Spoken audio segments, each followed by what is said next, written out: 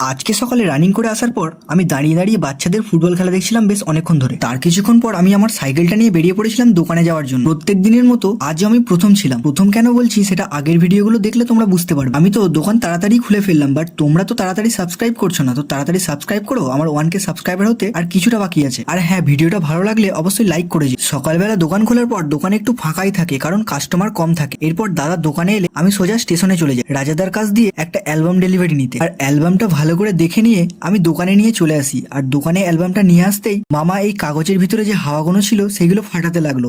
कैसे कैसे लोग रहते हैं यार यहाँ पर। আমি এইগুলোর নামটা ভুলে গেছি, তোমরা যদি জানো তাহলে কমেন্ট করে জানাতে পারো।